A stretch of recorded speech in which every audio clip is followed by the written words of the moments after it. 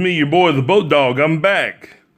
Well, we won again, people. We won again. But we're beating teams that we're supposed to beat, which is a good thing. But you should not take anything away from this game. Denver is not a very good team. They're young, and their defense is not the same defense it used to be. I do, however, want to give some shout outs to the Falcons players that were doing well yesterday. Was that AJ Terrell, 24. Good job. He was tested a lot. He is coming along. I like him.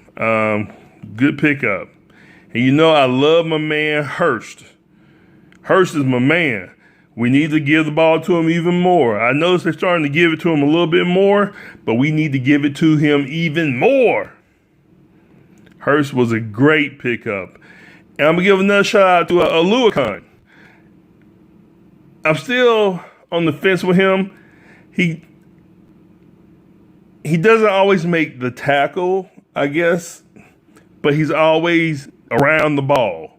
He's always, reaching for the ball, trying to make a tackle. He's just a very active player, a lot of energy, and he gives a lot of effort. That's what I like about him. So shout out to Aluakon. He's doing a good job, and he does make some good plays during his time on the field. So good job, Aluakon. Todd Gurley. I'm not giving a shout out to Todd Gurley, but I've noticed something about Todd, and I've noticed it since he started with us. Todd Gurley is not the same guy anymore. I think everybody knows that. But, it was really evident yesterday, even more.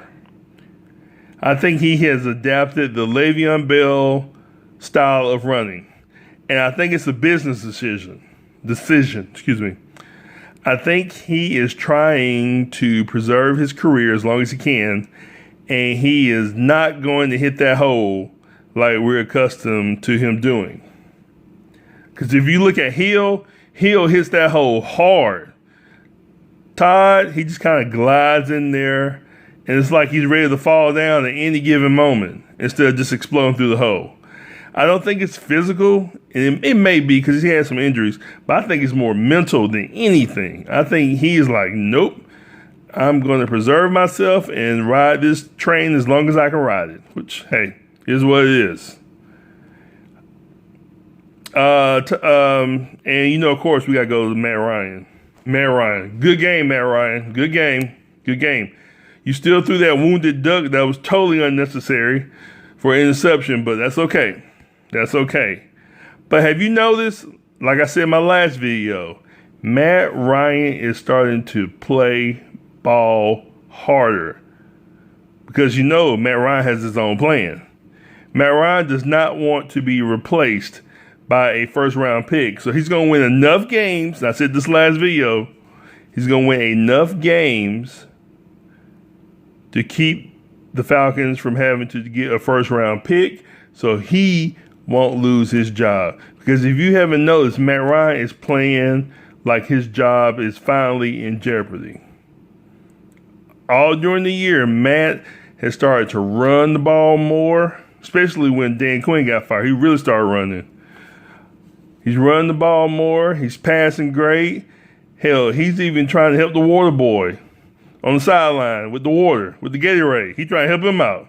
He's doing everything he can so that he can keep his job. And this is the fire that should have been lit underneath him a long time ago. And this is why Dan Quinn and Thomas Dimitroff are gone. Because they didn't light that fire. They didn't. And now you're starting to see it because he knows his job is in jeopardy and he's starting to play like his job is in jeopardy. And that's why I fought Dimitroff more than anybody. They never had a backup quarterback to put a fire underneath Matt Ryan. He was too comfortable. And Raheem Morris, like he said, he wanted to make the guys uncomfortable. And I think he's doing a good job. Do I think Raheem should be our coach next year? No. But watch the Falcons. They'll probably try to hire him instead of getting somebody better. But whatever. But Matt is playing with a sense of urgency now. But having said all that, if you watch the game, 5 minutes left in the fourth quarter, things got tight. Things got tight. And this is where I worry about the Falcons. With 5 minutes in the fourth quarter, the score was 34-13. Within those 5 minutes in the fourth quarter, Denver scored 2 touchdowns. And got the ball at the end of the game to try to score another one. He hit Judy Locke, the quarterback for Denver, hit Judy right in the hands, and Judy dropped the ball. The next play, he hits Lindsey in the hands, and he drops the ball.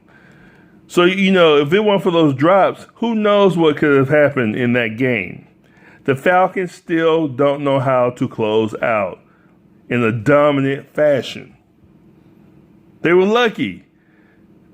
They were up by 2 scores. They were up by 3 scores with 5 minutes left in the game, and Denver was able to get 2 more scores within 5 minutes, and almost a third one. That stuff has to be cleaned up. Sheffield struggled yesterday. It was obvious he was struggling. So we need to watch him. Also, too, about Matt Ryan. Remember I talked about climbing the pocket in my last video last week? If you go to 1 minute and 35 in the first quarter, 1 minute and 35 time in the first quarter, you'll see what Matt is supposed to do when he climbs the pocket. That's how you climb a pocket. He gives a great example, I should say, of climbing the pocket at that time.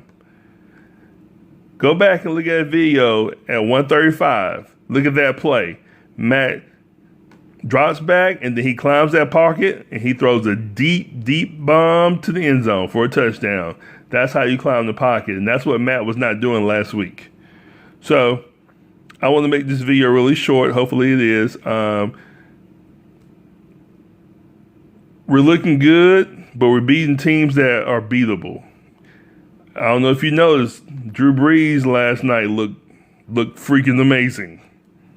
He's got all his weapons back, and they look tough. Tom got his butt kicked last night, but they're still a force to be reckoned with. They're both in our divisions. You start playing those guys, then you're going to see what the Falcons are really made of. So, like, comment, subscribe. Thank you. This is the Boat Dog. I'm out.